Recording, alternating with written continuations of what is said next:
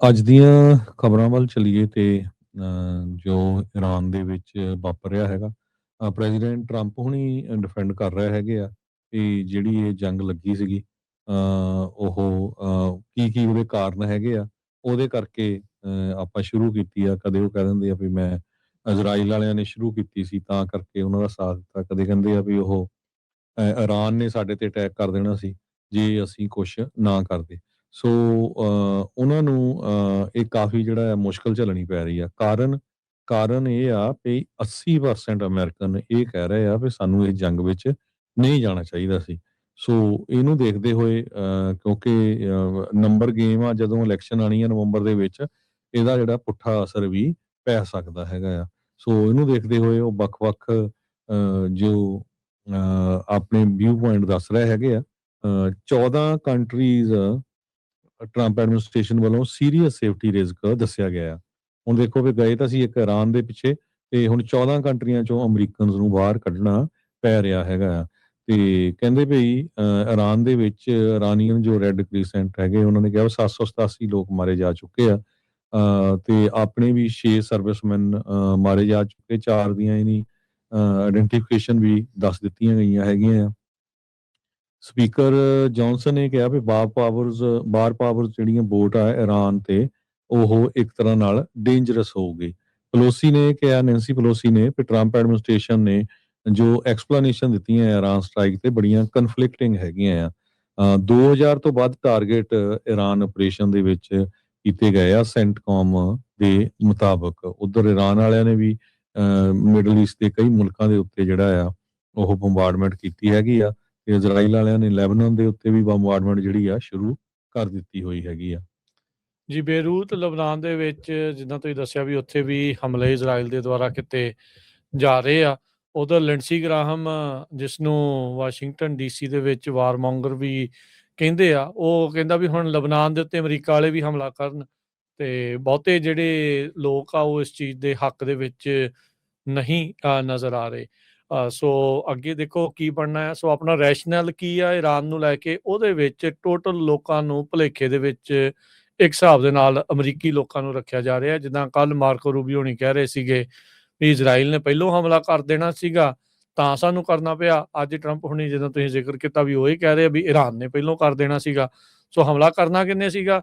ਇਹ intelligence failure ਆ ਕਿ ਆਪਸ ਦੇ ਵਿੱਚ ਕੋਈ ਸਲਾਹ ਮਸ਼ਵਰਾ ਨਹੀਂ ਆ ਵੀ ਕਿੱਥੇ ਕਿੰਨੇ ਕੀ ਕਹਿਣਾ ਆ ਉਹਦੇ ਬਾਬਤ ਆ। ਸੋ ਇਜ਼ਰਾਈਲ ਦੇ ਦੁਆਰਾ ਬਾਂਹ ਮਰੋੜੇ ਜਾਣ ਦੀ ਜੇ ਗੱਲ ਦੇ ਵਿੱਚੋਂ ਬਾਹਰ ਨਹੀਂ ਸੀ ਨਿਕਲ ਸਕੇ, ਤਾਂ ਅੱਜ ਰਾਸ਼ਟਰਪਤੀ ਟਰੰਪ ਹੁਣਾਂ ਨੇ ਨਵੀਆਂ ਗੱਲਾਂ ਜਿਹੜੀਆਂ ਉਹ ਛੇੜ ਦਿੱਤੀਆਂ ਆ। ਯੂਰਪ ਦੇ ਜਿਹੜਾ ਮੁਲਕ ਸਪੇਨ ਆ, ਉਹਦੇ ਨਾਲ ਆਪਾਂ ਜਿੱਦਾਂ ਸਵੇਰੇ ਦੱਸਿਆ ਵੀ ਸਾਰੇ ਟ੍ਰੇਡ ਨੂੰ ਬੰਦ ਕਰਨ ਦੀ ਗੱਲ ਆਖੀ ਆ। ਸੋ ਖਾਸੇ ਜਿਹੜੇ ਆ ਨਿਰਾਸ਼ ਨਜ਼ਰ ਆ ਰਹੇ ਸੀ। ਯੂਕੇ ਵਾਲਿਆਂ ਦੇ ਉੱਤੇ ਵੀ ਨਜ਼ਲਾ ਜਿਹੜਾ ਉਹ ਕਾਫੀ ਝਾੜਿਆ ਸੀ। ਜਰਮਨੀ ਵਾਲਾ ਮਰਜ਼ ਜਿਹੜੇ ਆ ਉਹ ਅੱਜ ਪਹੁੰਚੇ ਹੋਏ ਸੀ। ਉਹਨਾਂ ਦੇ ਨਾਲ ਜਦੋਂ ਸੰਬੋਧਿਤ ਹੋ ਰਹੇ ਸੀਗੇ ਨਾਲ ਉਹਨਾਂ ਦੇ ਮਿਲ ਕੇ, ਤਾਂ ਉਦੋਂ ਉਹਨਾਂ ਨੇ ਯੂਕੇ ਨੂੰ ਵੀ ਕਾਫੀ ਜਿਹੜੀਆਂ ਗੱਲਾਂ ਆ, ਤੇ ਸਪੇਨ ਵਾਲਿਆਂ ਨੂੰ ਕਾਫੀ ਜਿਹੜੀਆਂ ਗੱਲਾਂ ਆ ਉਹ ਸੁਣਾਈਆਂ ਜਿਹੜੀਆਂ ਹੈਗੀਆਂ ਆ। ਸੋ ਇਹਦੇ ਨਾਲ ਕੀ ਸਿਚੁਏਸ਼ਨ ਅੱਗੇ ਜਿਹੜੀ ਉਹ ਬਣਦੀ ਆ, ਉਹ ਦੇਖਣ ਵਾਲੀ ਗੱਲ ਆ। ਸੋ 4 ਦਿਨ ਹੋ ਗਏ ਹਰਜੋਤ ਸਿੰਘ ਜੀ ਯੂਐਸ ਤੇ ਇਜ਼ਰਾਈਲ ਦੇ ਦੁਆਰਾ ਇਰਾਨ ਦੀ ਬੋਮਿੰਗ ਨੂੰ ਲੈ ਕੇ।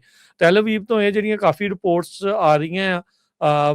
ਇਹ ਕਈ ਜਾਣੇ ਹੁਣ ਕਿਉਂਕਿ AI ਦਾ ਜ਼ਮਾਨਾ ਇੱਦਾਂ ਆ, AI ਸਲੋਪ ਇੰਨਾ ਜ਼ਿਆਦਾ ਆ, ਲੋਕਾਂ ਨੂੰ ਆਇਡੈਂਟੀਫਾਈ ਕਰਨਾ ਬੜਾ ਔਖਾ ਹੋ ਰਿਹਾ ਵੀ ਅਸਲ ਦੇ ਵਿੱਚ ਜਿਹੜੀਆਂ ਵੀਡੀਓਜ਼ ਆ ਰਹੀਆਂ ਉਹ ਅਸਲੀ ਆ, ਰੀਅਲ ਫੁਟੇਜ ਆ, ਜਾਂ AI ਜਨਰੇਟਿਡ ਜਿਹੜੀ ਫੁਟੇਜ ਆ, ਉਹਦਾ ਬਹੁਤ ਭੁਲੇਖਾ ਜਿਹੜਾ ਉਹ ਪੈ ਰਿਹਾ। ਤਲ ਅਵੀਵ ਦੇ ਵਿੱਚ ਕਈ ਹਮਲਿਆਂ ਦੀਆਂ, ਕਈ ਜਿਹੜੀਆਂ ਮਿਜ਼ਾਈਲਸ ਆ ਉਹ ਪਹੁੰਚਣ ਦੀਆਂ ਜਿਹੜੀਆਂ ਰਿਪੋਰਟਸ ਆ ਉਹ ਆ ਰਹੀਆਂ ਆ। ਉੱਦਾਂ ਜੇ ਦੇਖਿਆ ਜਾਵੇ ਹਰਜੋਤ ਸਿੰਘ ਜੀ, ਇਹ ਜਿਹੜੀ ਲੜਾਈ ਹੈ ਕਾਫੀ ਏਸਿਮੈਟ੍ਰਿਕ ਇਸ ਸੰਦਰਭ 'ਚ ਆ। ਜਿਹੜਾ ਇਰਾਨ ਵਾਲਿਆਂ ਦਾ ਡਰੋਨ ਆ, ਉਹ ਕਹਿੰਦੇ ਬਣਦਾ ਹੈ $50,000 ਦਾ, ਤੇ ਜਿਹੜੇ ਉਹਨੂੰ ਭੇਜਣ ਦੇ ਲਈ ਜਿਹੜੇ ਇੰਟਰਸੈਪਟਰ ਆ ਉਹ ਮਿਲੀਅਨ ਡਾਲਰ ਦੀ ਮਿਜ਼ਾਈਲ ਆ। ਜੇ ਇੱਕ ਮਿਸ ਕਰ ਜਾਵੇ ਤਾਂ ਫਿਰ 2-3 ਛੱਡਣੀਆਂ ਪੈਂਦੀਆਂ। ਸੋ ਉਹਨਾਂ ਦੇ $50,000 ਦੇ ਜਿਹੜੇ ਡਰੋਨ ਆ ਉਸ ਨੂੰ ਭੇਜਣ ਦੇ ਲਈ $3-4 ਮਿਲੀਅਨ ਕਹਿੰਦੇ ਵੀ ਇੱਕ ਪਾਸਿਓਂ ਜਿਹੜਾ ਅਮਰੀਕਾ ਤੇ ਇਜ਼ਰਾਈਲ ਦਾ ਜਿਹੜਾ ਉਹ ਲੱਗ ਰਿਹਾ ਹੈਗਾ ਆ। ਸੋ ਮਨੀ ਨੂੰ ਲੈ ਕੇ ਕਾਫੀ ਜ਼ਿਆਦਾ ਜਿਹੜੀ ਉਹ ਚਿੰਤਾ ਆ ਇਰਾਨ ਵਾਲਿਆਂ ਨੇ। ਜੇ ਹਰਜੋਤ ਸਿੰਘ ਜੀ ਕਹਿੰਦੇ ਵੀ ਉੱਥੇ ਜਿਹੜੇ ਡੀਸੈਲੀਨੇਸ਼ਨ ਪਲਾਂਟਸ ਆ, ਕਿਉਂਕਿ ਉਹਨਾਂ ਮੁਲਕਾਂ ਦੇ ਵਿੱਚ ਫਰੈਸ਼ ਪਾਣੀ ਦੀ ਜਿਹੜੀ ਕੋਈ ਸਿੱਧੀ ਸਹੂਲਤ ਨਹੀਂ ਆ, ਜੇ ਉਹਨਾਂ ਉੱਤੇ ਹਮਲਾ ਕਰ ਦਿੱਤਾ ਤਾਂ ਕਹਿੰਦੇ ਵੀ ਉੱਥੇ ਆਮ ਲੋਕਾਂ ਦਾ ਬਹੁਤ ਜ਼ਿਆਦਾ ਨੁਕਸਾਨ, ਪਾਣੀ ਨਾ ਮਿਲਣ ਕਰਕੇ ਜਿਹੜਾ ਉਹ ਹੋ ਸਕਦਾ ਹੈਗਾ ਆ। ਸੋ ਦੇਖੋ ਅੱਗੇ ਕੀ ਬਣਦਾ ਆ। ਪਰ ਮਾਮਲਾ ਕਾਫੀ ਗੁੰਝਲਦਾਰ ਜਿਹੜਾ ਉਹ ਬਣਿਆ ਆ। ਹੁਣ ਇੱਕ ਹਿਸਾਬ ਦੇ ਨਾਲ ਇਜ਼ਰਾਈਲ ਵਗਦੀ ਗੰਗਾ 'ਚ ਹੱਥ ਧੋਣ ਵਾਲੀ ਗੱਲ ਕਰਨ ਲੱਗਾ ਆ। ਉਹ ਲਬਨਾਨ ਦੇ ਉੱਤੇ ਜਿਹੜਾ ਹਮਲਾ ਨਾਲ ਦੇ ਨਾਲ ਜਿਹੜਾ ਪੈਰਲਲੀ ਉਹਨੇ ਸ਼ੁਰੂ ਕਰ ਦਿੱਤਾ ਆ, ਉਹ ਲੱਗ ਰਿਹਾ ਹੈ ਵੀ ਅਮਰੀਕਾ ਨੂੰ ਉਸ ਪਾਸੇ ਵੱਲ ਨੂੰ ਵੀ ਇਹ ਧਕੇਲਣਾ ਚਾਹੁੰਦਾ ਹੈ, ਖਿੱਚਣਾ ਜਿਹੜਾ ਉਹ ਚਾਹੁੰਦਾ ਆ। ਸੋ ਲੈਟਸ ਸੀ ਕੀ ਹੁੰਦਾ।